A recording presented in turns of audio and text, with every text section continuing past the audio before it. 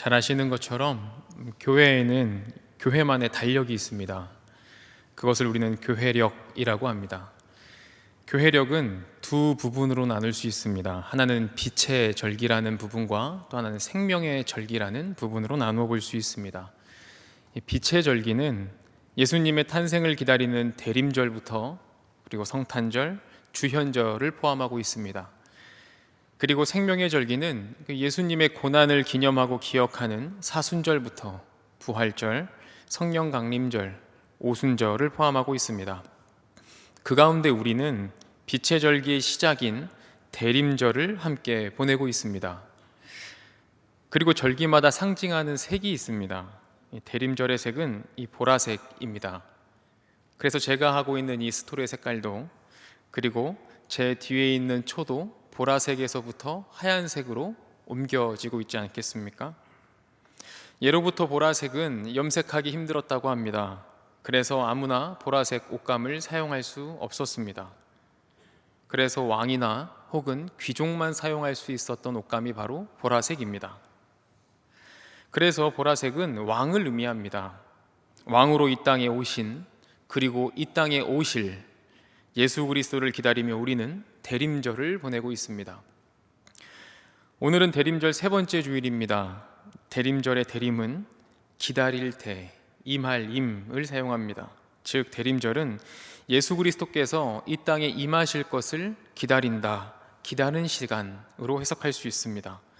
이 땅에 오실, 그리고 이 땅에 다시 오실 예수 그리스도를 기다리면서 그냥 기다리는 것이 아니라 이 땅에 예수 그리스도께서 왜 오셨는지, 무슨 이유로 오셨는지, 다시 오실 그때를 기다리며 우리의 모습을 다시금 돌아보며 예수님의 다시 오심을 기다리는 시간이 바로 대림절입니다. 그래서 초대교회 성도들은 예수님께서 승천하신 이후에 함께 모여 식사를 하며 예수님에 관한 이야기들을 했습니다. 예수님의 성품, 예수님의 사역, 예수님과의 추억을 이런저런 이야기를 하며 끊임없이 이야기를 했습니다. 그 모임이 발전하여 예배가 되었고 그 식사가 발전하여 성만찬이 되었습니다. 그래서 오늘 우리는 초대교회와 같이 예수 그리스도에 대한 이야기를 함께 나누어 볼까 합니다. 저는 어릴 적 부모님과 함께 지방에서 꽃을 재배하시는 삼촌댁에 자주 가곤 했습니다. 도시에만 살던 제게는 아주 특별한 경험이었습니다. 어른들은 삼촌을 도와 일을 도왔고 형과 누나들은 황금들녘 사이사이를 걸어다니며 메뚜기를 열심히 잡았습니다.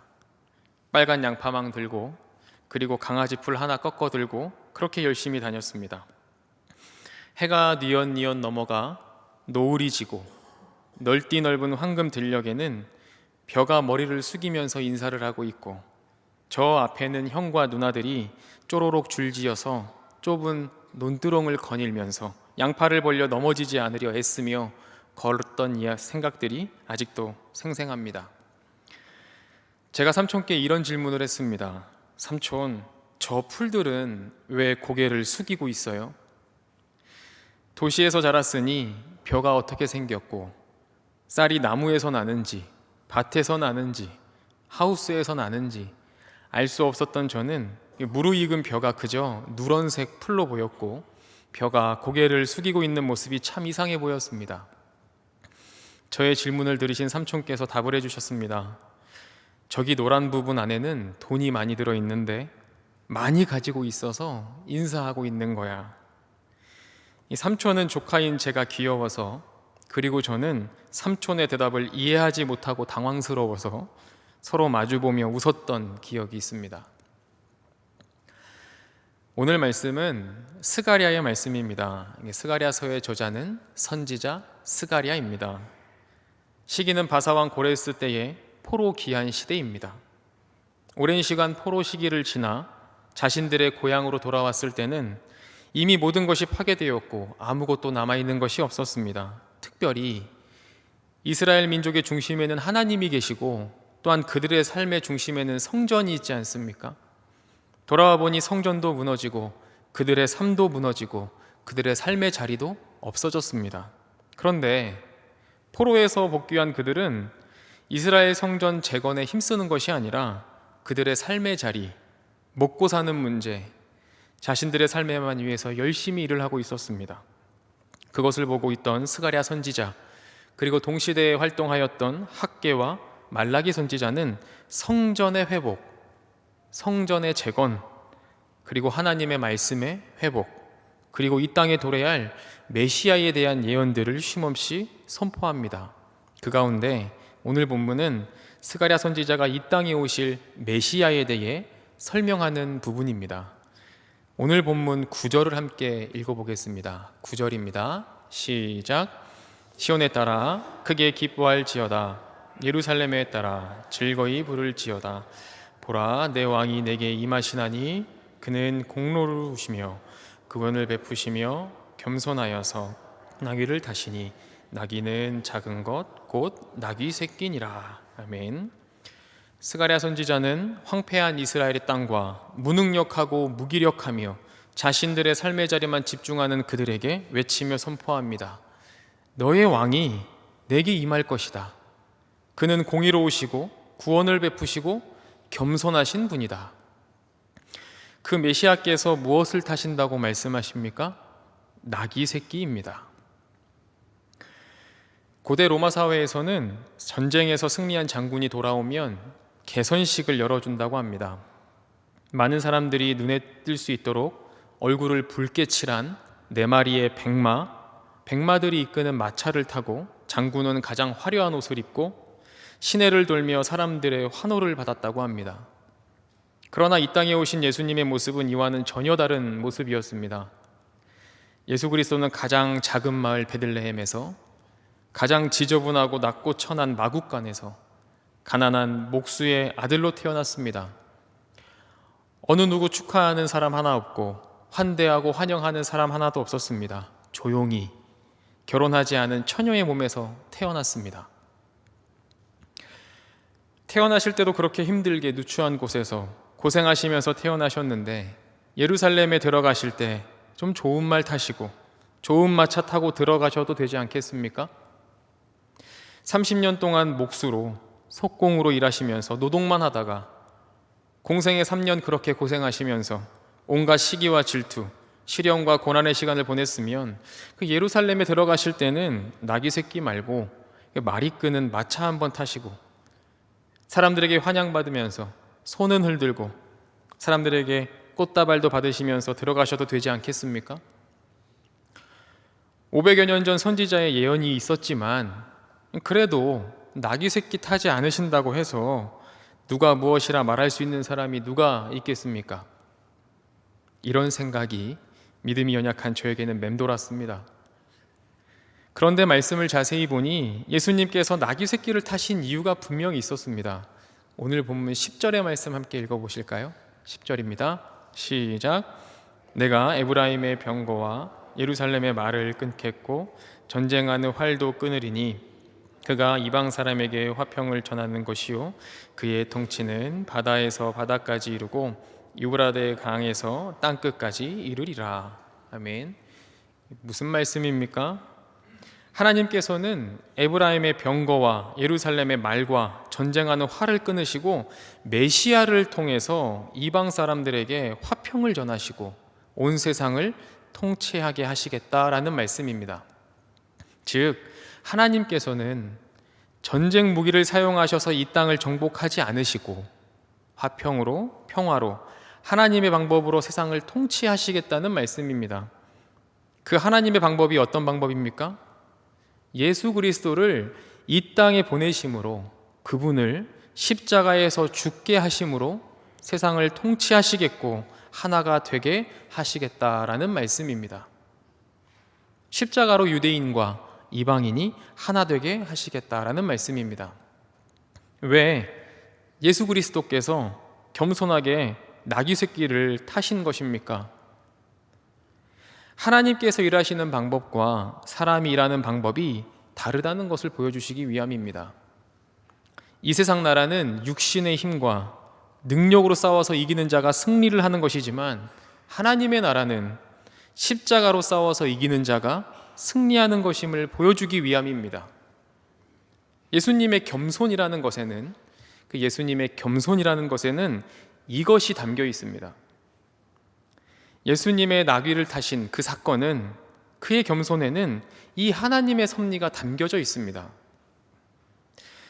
다시 말씀드려 보겠습니다. 하나님께서 일하시는 방법과 사람의 일하는 방법은 다르다는 것, 그리고 하나님의 나라는 힘과 능력으로 싸워서 이기는 것이 아니라 십자가의 능력으로 싸워서 이기는 자가 이긴다는 것, 승리한다는 것, 이것을 아는 자만이 예수 그리스도의 그 겸손을 깨닫고 소유할 수 있다는 것입니다. 겸손은 그것을 아는 사람만이, 그거를 믿는 자만이 누릴 수 있는 특권입니다. 이 겸손은 아무에게나 주어지는 것이 아닙니다. 시장에서 물건 사듯이 골라 잡는 것이 아닙니다. 겸손하고 싶다고 해서 겸손을 소유하는 것이 아닙니다. 겸손은 예수 그리스도께서 이 땅에 오신 이유를 알고 하나님의 섭리를 믿고 따르는 자만이 겸손을 소유할 수 있는 것입니다. 여러분, 겸손하시기를 원하십니까? 겸손한 마음을 달라고 간구하며 기도하지 마십시오. 하나님의 섭리와 일하심, 그리고 예수 그리스도께서 이 땅에 오신 이유를 먼저 깨닫고 그것을 믿으십시오. 여러분, 정말 겸손하시기를 원하십니까? 다르게 질문 드려보겠습니다. 여러분, 마차가 아니라 나귀 새끼를 타셔도 괜찮으시겠습니까? 더러운 누군가의 발을 씻겨주실 수 있으시겠습니까? 예수 그리스도께서 이 땅에 오신 이유를 기억하며 잘 살아가고 계십니까? 이러한 질문들을 우리가 스스로 해결해 나갈 수 있는 능력이 있을 때 겸손이라는 것이 주님께로부터 우리에게 다가와 주어진다는 것입니다. 우리에게 그 능력이 있어야 겸손을 소유할 수 있다는 것입니다. 그냥 주어지는 것이 아닙니다. 그렇다면 이제 우리가 해결해야 할 과제가 있습니다. 어떻게 하면 겸손의 삶을 살아갈 수 있을까? 어떤 능력이 있어야 겸손을 소유할 수 있는 것인가? 그리고 어떻게 하면 하나님의 섭리와 예수 그리스도께서 이 땅에 오심을 믿고 살아갈 수 있는가? 겸손을 어떻게 소유할 수 있는가? 라는 질문이 생기게 됩니다. 이제 함께 겸손을 소유하기 위한 우리가 가져야 할 능력 몇 가지를 함께 나누고 보자 합니다. 겸손을 소유하기 위해 우리가 가져야 할 첫 번째 능력은 나의 존재를 바로 아는 능력이 필요합니다. 나의 존재를 바로 아는 능력이 있어야 합니다. 여러분은 스스로를 어떻게 생각하십니까? 나 자신 스스로를 어떤 사람이라고 생각하십니까? 스스로를 괜찮은 사람이라 생각할 수 있고 능력 있는 사람, 좋은 사람이라 생각할 수도 있습니다. 그리고 어떤 분들은 자신 스스로를 그렇게 높게 평가하지 않는 분들도 있을 것입니다. 그리고 누군가는 크게 문제될 것 없으니 나의 모습 이대로를 아끼고 사랑하면서 살아가는 분들도 있을 것입니다. 어느 날 에스겔 선지자가 환상을 보았습니다. 이 환상만 본 것이 아니라 하나님의 음성도 함께 들었습니다. 하나님께서 말씀하시기를, 에스겔 3장 17절입니다. 함께 읽어보겠습니다. 시작. 인자야, 내가 너를 이스라엘 자손의 파수꾼으로 세웠으니 너는 내 입의 말을 듣고 나를 대신하여 그들을 깨우치라. 아멘. 하나님께서 에스겔을 무엇이라 부르십니까? 인자야 라고 부르십니다. 그렇게 부르시면서 소명을 부여하시는 장면입니다. 어떤 소명입니까? 이스라엘의 파수꾼으로서 하나님의 말씀을 지키고 하나님의 말씀을 선포하라는 것입니다. 여기서 눈여겨보아야 하는 것은 하나님께서 에스겔을 무엇이라 부르셨냐? 인자야 라고 부르셨습니다. 인자라는 단어는 히브리어 원어로 벤 아담이라고 합니다. 이것은 특별한 의미가 별로 없습니다. 벤이라는 뜻은 아들이라는 뜻이고 아담이라는 뜻은 붉은 흙이라는 뜻입니다. 즉 붉은 흙으로 만들어진 사람의 아들, 간단히 말하면 흙덩이라는 이야기입니다. 여호와께서 에스겔 선지자를 흙덩아라고 부르신 것입니다. 그래도 너무하지 않습니까? 그 유명한 에스겔 선지자에게 흙덩아라고 부르시다니요. 이름도 있고 좋은 다른 호칭들도 많은데 흑덩아라고 부르시는 것이 참 이상합니다. 그리고 에스겔서를 보시면 하나님께서 에스겔을 부르실 때에 온통 다 인자야, 흑덩아라고 부르십니다. 이 호칭의 의미는 에스겔이 위대한 선지자로 부르심을 받아 하나님의 사역을 감당하고 있지만 여전히 연약한 존재이고 흙으로 만든 깨지기 쉬운 존재임을 말씀해 주시는 겁니다. 내가 흙덩이에 불과했지만 그럼에도 불구하고 내가 너를 이스라엘의 파수꾼으로 세웠다. 이것을 하나님께서 말씀하시고자 하는 것입니다. 그런데 문제가 있습니다. 우리가 이러한 말씀을 들을 때 중요하게 생각하는 부분은, 그리고 눈에 확 들어오는 단어는 파수꾼입니다. 그래서 우리가 생각하기를 나는 파수꾼이다. 하나님께서 세워주신 파수꾼이고 나에게 능력이 있어서 파수꾼이 되었다라고 생각합니다. 정말 그렇습니까? 그렇지 않습니다. 사실 중요한 부분은 파수꾼이 아니라 흙덩이입니다. 하나님께서 우리에게 능력을 주셔서 세워주시건 세워주지 않으시건 우리는 그냥 흙덩이에 불과합니다. 파수꾼이 된 것은 하나님의 계획과 섭리일 뿐입니다. 그렇다고 해서 본질적으로, 본래적으로 흙덩이가 파수꾼이 되는 것은 아닙니다. 단지 흙덩이가 파수꾼의 일을 감당하는 것뿐입니다. 그런데 우리는 계속 나 자신을 파수꾼이라고 생각하며 살아갑니다. 원래 파수꾼이었던 것처럼 생각하며 살아갑니다. 그러니 겸손할 수 없고 약함을 인정할 수도 없습니다. 나는 파수꾼이기 때문에 경계를 항상 지켜야 하기 때문에 고개를 숙일 수도 없습니다. 본래 본질이 파수꾼인 것처럼 목에 힘을 주고 살아갑니다. 그런데 어떻게 겸손할 수 있겠습니까? 여러분, 겸손하시기를 원하십니까? 예수님의 겸손을 소유하고자 원하십니까? 나 자신이 흙덩이에 불과함을 먼저 깨닫는 능력을 소유하시기 바랍니다. 파수꾼이 되기 전에 흙에 불과한, 흙덩이에 불과한 자신의 모습을 볼 수 있는 능력을 소유하시기를 바랍니다. 겸손을 소유하기 위해 우리가 가져야 할 두 번째 능력, 하나님의 관점을 이해하는 능력이 필요합니다. 하나님의 보시는 방법대로 보는 우리의 눈이 필요합니다.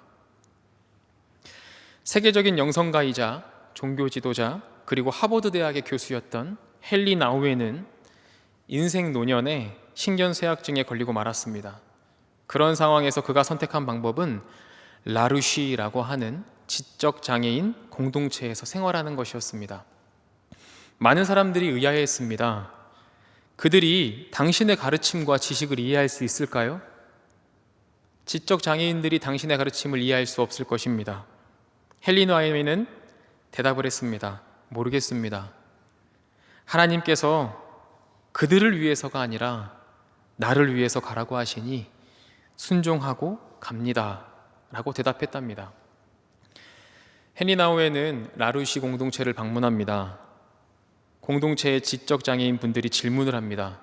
당신은 누구십니까? 저는 하버드에서 교수였던 헨리 나우엔입니다. 그들이 또 질문합니다. 하버드가 뭔데요?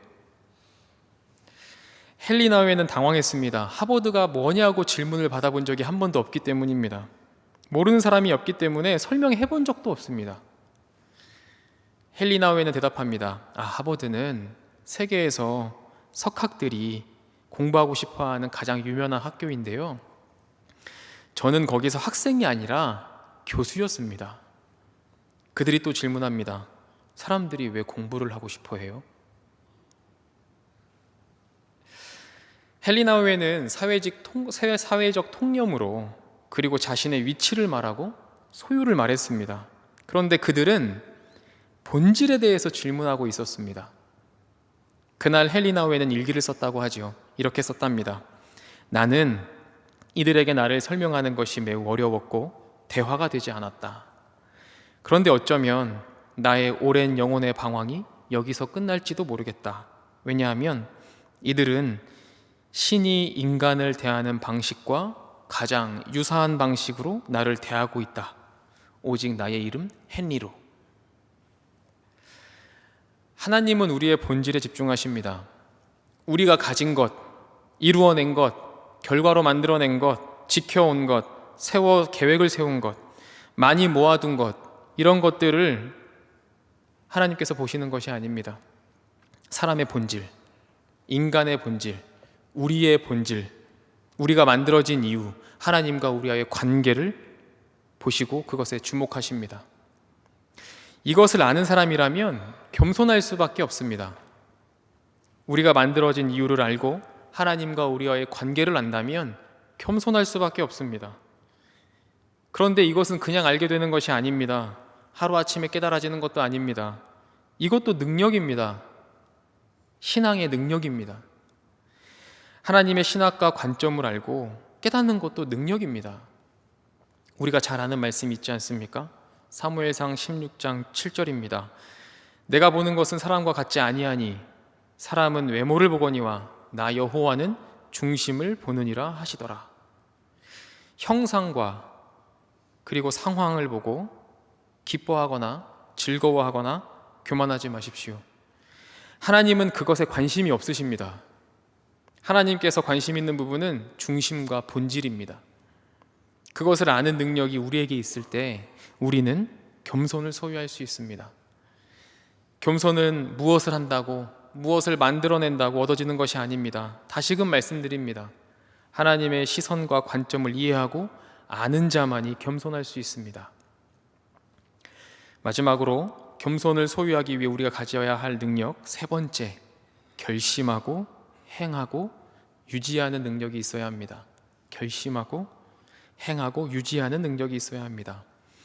다니엘 10장을 보면 히데겔 강가의 환상을 기록하고 있습니다. 그 환상은 전쟁에 관한 것이고 다니엘은 그 환상의 의미를 분명히 알았고 깨달았다고 합니다. 그 당시에 다니엘 나이가 85세입니다. 10대의 나이에 바벨론의 포로로 끌려와서 바벨론, 메데, 바사 제국을 경험하면서 70년 정도의 시간이 흘렀습니다. 그리고 시대적 상황은 고레스의 칙령으로 이스라엘 백성 일부가 고향으로 돌아가게 되었습니다. 그리고 그들은 성전 재건을 위해 노력하였으나 많은 방해 공작들로 인해서 실패하였습니다. 오늘 본문인 스가랴보다 50년 전의 이야기입니다. 다니엘은 머나먼 이방 땅에서 고국을 향하여 식음을 전폐하고 세일의 동안 기도하였습니다. 기도를 마치고 하나님의 천사가 다니엘에게 나타나 이렇게 말합니다. 다니엘 10장 12절입니다. 함께 읽어보겠습니다. 시작. 그가 내게 이르되 다니엘아 두려워하지 말라. 내가 깨달으려 하여 내 하나님 앞에 스스로 겸비하게 하기로 결심하던 첫날부터 내 말이 응답받았으므로 내가 내 말로 말미암아 왔느니라. 말씀을 보면 무엇이라 말합니까? 하나님 앞에 스스로 겸비하게 하기로 결심하던 첫날부터 내 말이 응답받았으므로. 다니엘의 기도가 이루어졌습니다. 그런데 제가 말씀드리고자 하는 것은 기도의 관점이 아닙니다. 제가 말씀드리고자 하는 것은 바로 이것입니다. 겸비하게 하기로 결심하던 첫날. 겸비하였다는 것이 무엇입니까?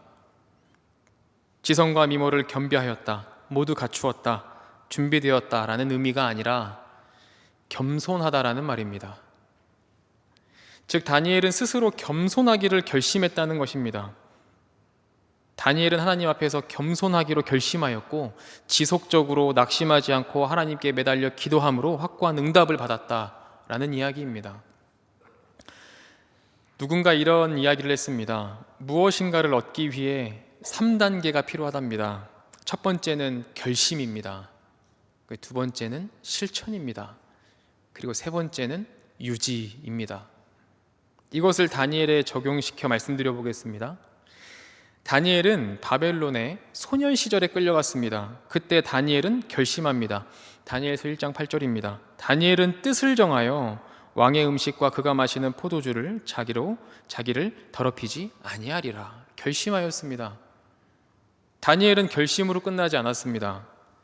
결심한 것을 실천하였습니다. 다니엘 6장 10절입니다. 예루살렘으로 향한 창문을 열고 전에 하던 대로 하루 3번씩 무릎을 꿇고 기도하며 그의 하나님께 감사하였더라. 다니엘은 결심하였고 그리고 실천하였습니다. 그리고 유지는 어떻게 하였습니까? 좀 전에 읽었던 다니엘 10장 12절입니다. 하나님 앞에 스스로 겸비하게 하기로 결심하던 첫날부터 내 말이 응답받았으므로. 오랜 시간 동안 70년 동안 했던 결심과 실천이 변함없이 지키고 행하고 있었습니다. 여전히 그의 마음은 하나님을 향하고 있었습니다. 여러분, 겸손은 그냥 얻어지는 것이 아닙니다. 구한다고 해서 누구에게나 주어지는 것도 아닙니다. 겸손은 결심하고 실천하고 유지하는 삶을 살아낼 때 소유할 수 있는 것입니다. 이제 말씀을 결론을 맺어보겠습니다. 어느 날 어느 스승이 제자를 불러 모았다고 합니다. 그리고는 벽에 선을 하나를 그었습니다. 그리고 제자들에게 질문하더랍니다. 이 선을 건드리지 말고 길게 만들어 보아라. 제자들이 갸우뚱합니다. 선을 안 대고 더 연장하지 않고 어떻게 선을 길게 더 만들 수 있겠습니까? 그때 어느 제자가 나와 벽에 스승이 그은 선 밑에 짧은 선을 긋습니다. 그러고 말합니다.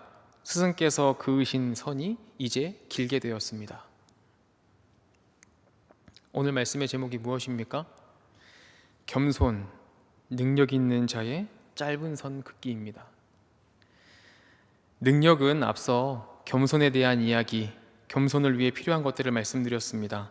자신의 존재를 바로 아는 능력, 하나님의 관점으로 이해하는 능력, 결심하고 행하고 유지하는 능력이 바로 그 능력입니다. 그 능력 있는 자가 그 능력을 가지고 우리는 주님보다 짧은 선을 그으며 살아가야 하는 것입니다.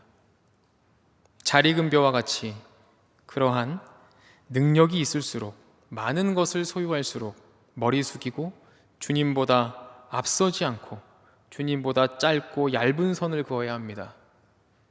그것은 아무나 할 수 있는 것이 아닙니다. 능력 있는 사람만 할 수 있습니다. 바라기는 자신의 존재를 바로 알고 하나님의 관점을 이해하고 결심하고 행하고 유지하시되 주님보다 앞서지 않는 겸손을 소유하는 우리 모두가 되시기를 간절히 바랍니다. 특별히 이 말씀을 꼭 기억하시기를 바랍니다. 베드로전서 5장 5절입니다. 서로 겸손으로 허리를 동이라. 하나님은 교만한 자를 대적하시되 겸손한 자들에게는 은혜를 주시느니라. 아멘. 기도하겠습니다. 우리를 위해 이 땅에 독생자 예수를 보내주신 하나님 아버지 감사합니다. 이 땅에 오신 그리고 다시 오실 예수 그리스도를 기억하며 우리의 모습을 돌아보는 삶이 되게 하여 주시옵소서. 예수 그리스도와 같이 우리 또한 겸손하기를 소망합니다. 하나님의 섭리를 깨닫고 우리의 연약함을 고백하게 하시며 하나님의 시선을 깨닫는 능력을 구하오니 결심한 대로 실천하게 하시고 그 실천이 멈춰지지 않도록 우리에게 힘을 더하여 주시옵소서. 그리하여 주님보다 앞서지 않으며 주님께서 그으신 선보다 짧게 얇게 그으며 살아가는 우리 모두가 되게 하여 주시옵소서. 하나님은 교만한 자를 대적하시되 겸손한 자들은 은혜를 베푸신다 말씀하셨사오니 그 은혜를 사모하며 기쁨으로 받아 누리는 인생길이 되게 하여 주시옵소서. 모든 것 감사드리오며 예수 그리스도의 이름으로 기도드리옵나이다. 아멘.